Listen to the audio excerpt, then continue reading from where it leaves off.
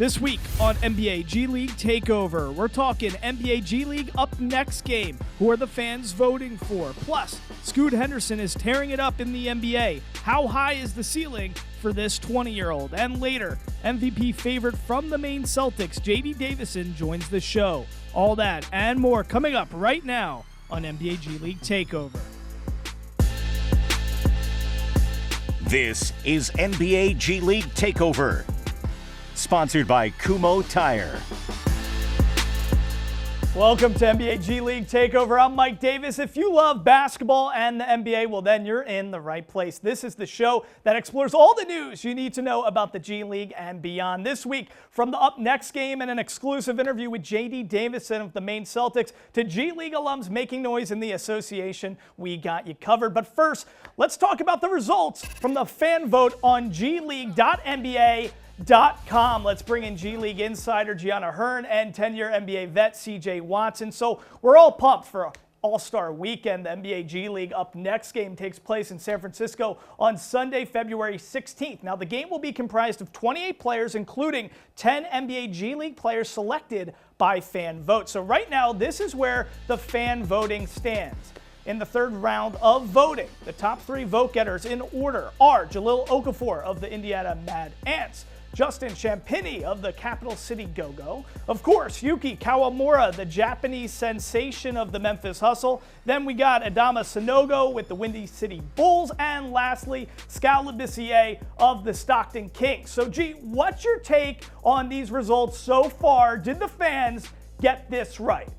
I think it makes a lot of sense, these results, because you see a ton of guys on there have NBA experience. So the fans, obviously in the G League, love NBA as well. So I think that makes a lot of sense. But Yuki Kawamura, I think he's going to go number one overall. You know, I'm checking how the voting is going, always looking in. And Yuki is just one of those guys that is like, he deserves to be there with the amount of fans that love him. And he's coming off a 24-point game, 14 assists, 6 steals, and 4 three-pointers made. Can't wait to see him. Hope he's there. Hey, he's a pleasure to watch on the floor. There's been some games where opposing fans have been cheering this guy's name, so he's certainly going to be in that Up Next game. Now, you at home, there's still time to go vote. Go to gleague.nba.com/up-next to let your voice be heard. Now, the next order of business. Gianna, one of your favorite dudes in the G League is currently on fire. David Stockton, the former G League Ignite point guard and son of Hall of Famer John Stockton, is tearing it up with the Valley Suns. This week, the veteran posted season-high and career-high numbers. Facing the Raptors 905, Stockton recorded season highs with 28 points and 7 boards. On top of that, he dished out 9 assists and drilled a career-high 8 three-pointers. So, Gianna, Stockton has played with a lot of other G League teams. What's going right this season for him and his fit with the Valley Suns? You know, I'm not sure if it's what's going right, because things always go right when David Stockton is on the court in the G League. But he's 33 years old and he's still hungry. I think that is what is the best part of all of this. Typically, you see guys getting into their mid-30s. I mean, they might not even be on the court at this age, but he still has the zeal and the passion. I mean, his career high in three-pointers made in his 9th season in the G League is ridiculous. He just has the motor, he keeps on going, and then he's shooting 51% from the field, and get this, 56% from the three-point line this season in the regular season. There's no cooling off David Stockton. Yeah, you know, David Stockton, son of Hall of Famer John, CJ, when you watch him, how much of his game reminds you of the Hall of Famer? A lot. The lineage is pretty strong, so he can get to the basket, he can shoot the ball. He's continuing to get better and better year over year, and like I said, he loves to play basketball and has a love and that passion for the game, and that's what his dad did well.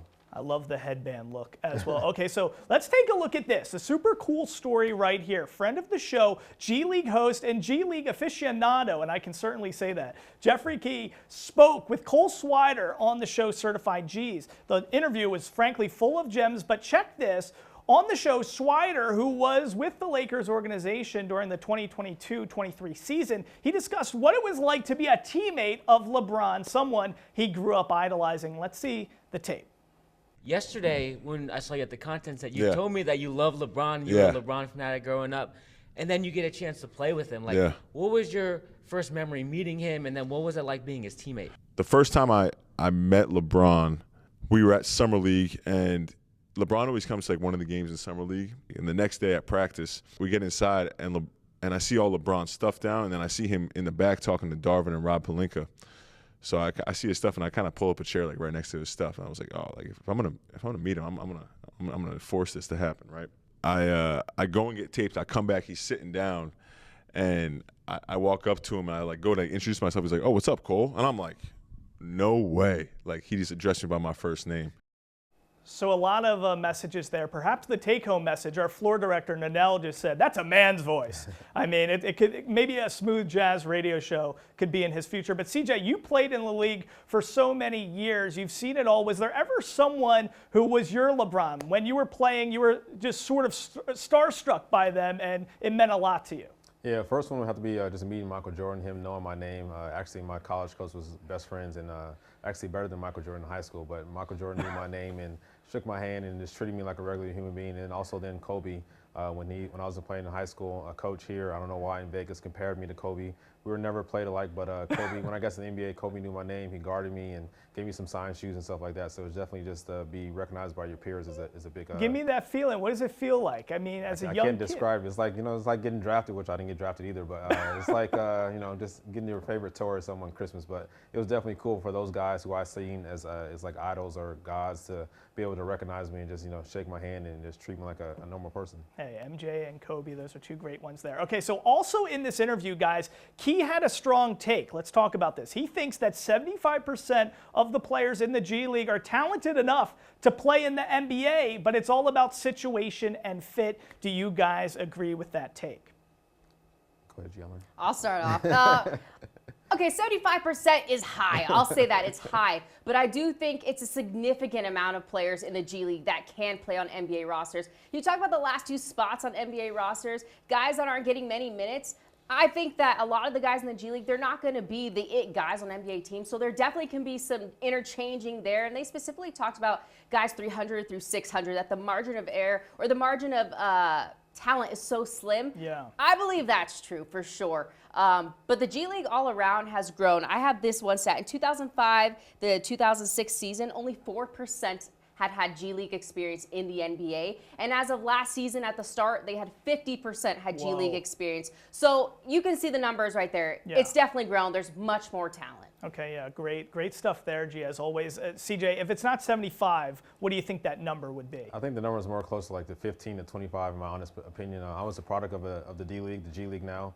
So I know, how hard it is to get in there and break the door and get a call up and then actually, sign for the rest of the season, but then sign, have 2 or 3 contracts after that. So I definitely think it's tough, but there's a lot of players that can play in the G League, and I'm just happy that they get the chance to develop and play and show everyone that they can play. 100%. All right, great stuff there, guys. And shout out to our guy, Mr. Jeffrey Key, the man to follow for all your G League needs and information. Check out GTV Hoops on IG. All right, so next up, we're talking with the stud from the Maine Celtics. JD Davison is an early MVP candidate. Can he go all the way and become MVP of the G? We're going to get the full interview with JD after the break.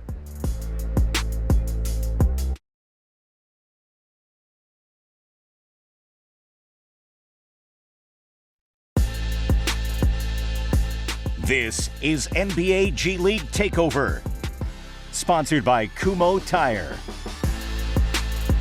JD Davison, I'm on year 3. I play for the Maine Celtics.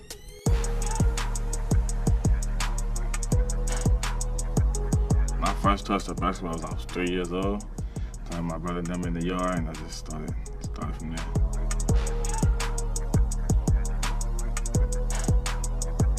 Probably on the Nike circuit, EYBL, younger playing with the older group, and I just succeeding there, so I just felt like I can take this far.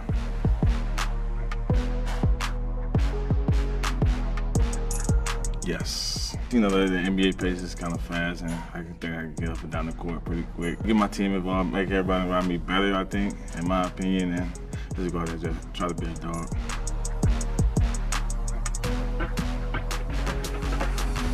I've been locked in since this summer. I've been got in the gym a lot. I've been working on my body. I think I just came to the conclusion that year 3 is going to be different for me. Just everybody trying to get that call up, so I'm trying to be in that mix.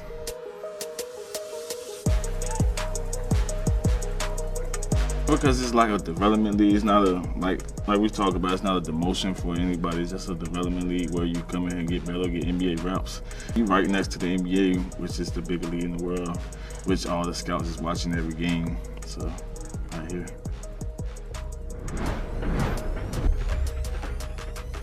All right, cool to learn a little bit more about JD there. So, Gianna, I mean, he's having a tremendous season, MVP candidate. How rare of a season is this truly in the history of G League seasons? Well, let's talk about the history of the Maine Celtics. He's Mr. All-Time, okay? Before this season, he wasn't leading in scoring or steals. He was only leading in all-time assist leader for Maine, but now he is the leading scorer all-time and steals leader for Maine. So, I mean, to be in that conversation, and it's only his third season, he's only 22 years old. It's pretty ridiculous what he's been able to do. And, I mean, if you've seen his dunk package, he's 6'1". Go check it out on G League TV. We talked about Jeff Key, his page. Go check it out. It had 3.3 million views. Wow. Over 100,000 likes because he's that impressive. Night in, night out, he says, whatever you need from me, scoring, passing, I'll give it to you. I love it. He's been hitting game winners. The dude is an absolute stud. So last thing here, G, why will JD win G League MVP and why won't he win G League MVP? I think he'll win because he's consistent. He's consistently put up numbers that have been 30 pieces, 20 pieces, back to back to back. Now, there's only one other guy. Actually, there's several, but there's one other guy in my mind that might stand in his way that's doing the same thing, Bryce McGowan's. Gotcha. All right, so consistency will be key for JD Davison if he's going to do this thing. Guys, we're just getting started here on NBA G League Takeover. After a short break, CJ Watson breaks down the G League alums crushing it in the association. Don't go anywhere.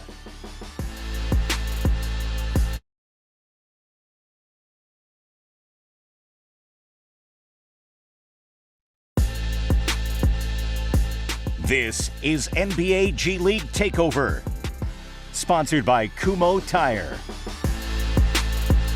Welcome back to NBA G League Takeover. Mike Davis here with 10-year NBA vet CJ Watson. So Scoot Henderson, the former member of the G League Ignite and third overall draft pick from 2023, is finally starting to show out at the NBA level. Last week, he exploded for 39 points with the Trailblazers, a career high. Get this, CJ. Scoot shot 13 for 18 from the field and went 8 for 10 from beyond the arc. He was on fire, having started the game going a perfect 8 for 8. Scoot is now the youngest player in Blazers history with 39 points or more and 8 or more three-pointers made. So, CJ, at still just 20 years old, let's talk about this. Critics were way too quick to write off this young man. So how high is this ceiling for Scoot Henderson? Who can he be in the NBA? I mean, I think he can be a typical, like Damian Lillard. He has Russell Westbrook, D-Rose type athleticism, I think. Wow. Because I played with D-Rose, he's super athletic, but I think Scoot can be that type of guy. I think the biggest knock, obviously, has been his shooting. Being able to knock down that three-point shot, and I think it's coming. Year 3, he had a lot of responsibility with being the third pick, so I guess that's warranted. Being a top pick, but I think he's coming to his own. And, Scoot Henderson spent some time here in Henderson with the NBA G League Ignite. This was a guy who was constantly lauded for his work ethic, his ability to just be a mature guy on and off the floor. When critics are writing you off and you're not maybe having the rookie season you were expecting at third overall, to have a mentality like that, to have a work ethic, tell me a little bit about the mental side of the game for him, and why do you think he was so successful in overcoming what critics were saying early on? I think, just like I said, just staying in the gym. I think he has a guy named Pooh Jeter, one of my friends, who's coached him at G League Ignite. So Pooh's been a great professional. He's played. He knows the ups and downs that comes with being a professional, and I'm sure he's in Scoot's ear every day, every time out. I see him behind the bench talking to him. So just having people like that in your corner and just not giving up and trying to not really go prove the critics wrong, but just go be who you know you can be. Okay, so now you were saying Dame Lillard, guys like Russell Westbrook. He's with the Trailblazers, of course. Chauncey Billups there. Yep. I mean, when do we see this elevation for him? If he's 20 right now, when does he take that big leap? Because we always see it, Anthony Edwards, these guys. It takes them a few years, and then overnight it's like, boom, they pop. So what year is that going to be for him? I think now, year 3, going into year 4, I definitely think the way he's playing these last 4 or 5 games has been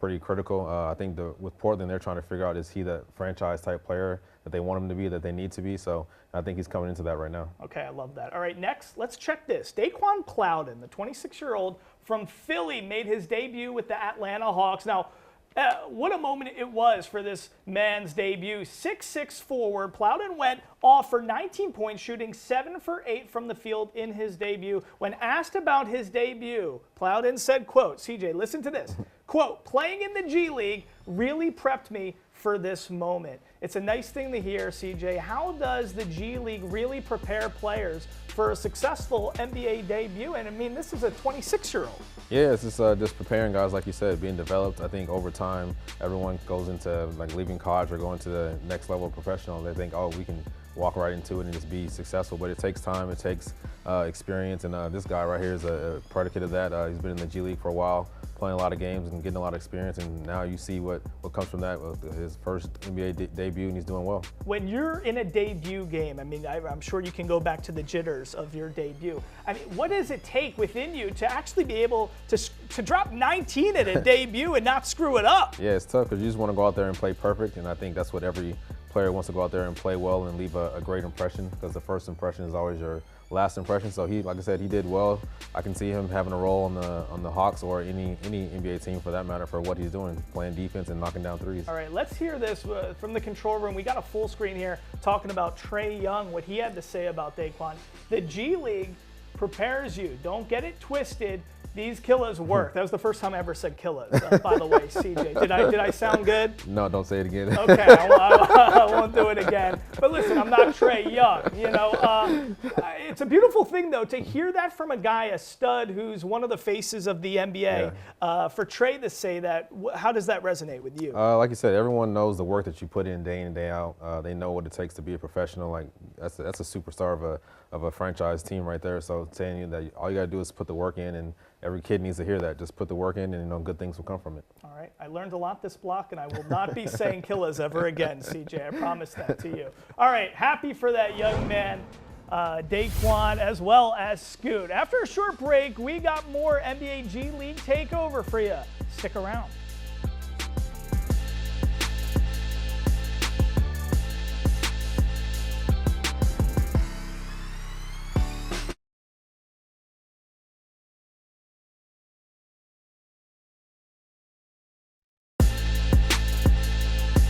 This is NBA G League Takeover, sponsored by Kumho Tire.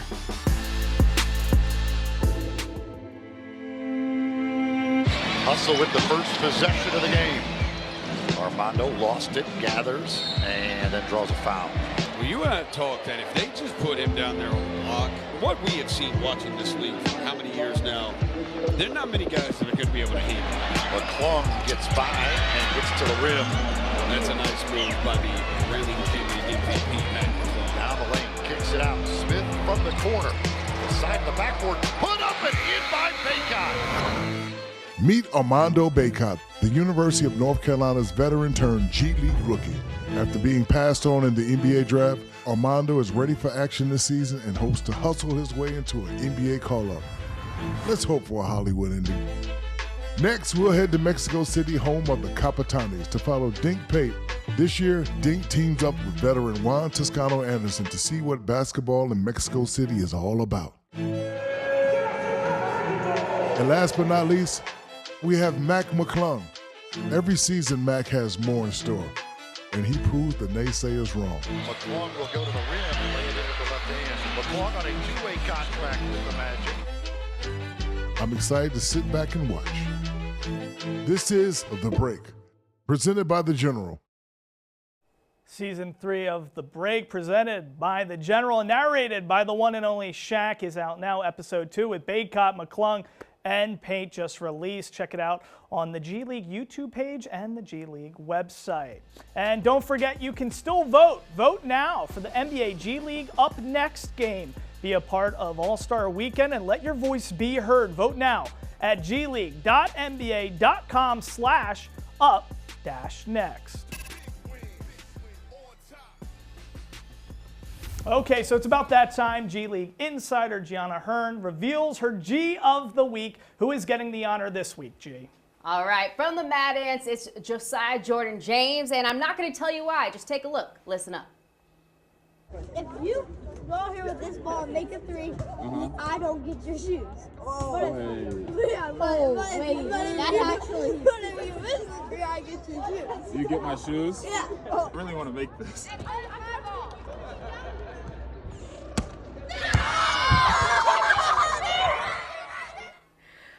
He said he really wanted to make it, but did he? Because that was a pretty bad shot. I'm not sure. CJ might have to tell me, but he kept his promise. And he did give those shoes to the fans. I love it. That's why he's the G of the week, because he followed through on the promise and he made a little young man's day. Hey, that's a man with a good heart. That's a purposeful brick right there. I know when I see a purposeful brick. CJ, that's a fellow volunteer like you. Have you ever done anything like that for any kid in the stands? I didn't miss a shot on purpose. I'm too competitive for that, but I definitely gave my shoes away. You know, just like we were talking about a couple of shows earlier. Take my orthotics off first, but then give them the shoes away. But I definitely done it. It's cool to make a kid's day. We've seen a lot of consistent themes with that in the G League. A lot of stuff with G of the Week where people are giving away shoes. So it's a beautiful thing to see. I have a story that I'm not going to share here on air, but I did tell you guys off air a little bit about me once getting Andre Iguodala's shoes, but I may have picked them out of a trash can. So, you know, we don't need to know all the details on that, but it's important to get those orthotics out. G, that was a great pick for G of the Week. Anything else you want to mention? I know there was a lot of great things from the G this week in terms of MLK and a lot of that great spirit. Obviously, the G League celebrated MLK like we always do, and they had their warm-ups on. They had different quotes from MLK, so always want to show him a sign of respect. But guys, I do have to shout out from the University of Nevada, Reno, one of my favorite players, Jared Lucas. He's in the G. He had a 30-piecer. I got to call him out because he also had like 8 3-pointers made. So we didn't get to talk about him, but Wolfpack. And I can't say that here, right, because we are in Las Vegas, but I did it. Hey, it's okay. We got some volunteer love. We got some Wolfpack love. We got to find some Hurricane and Northwestern Wildcat love for me. For Jeffrey Key, shout out to you, CJ Watson, and Gianna Hearn. I'm Mike Davis. We're going to see you next time here on NBA G League Takeover. Have a great week, guys.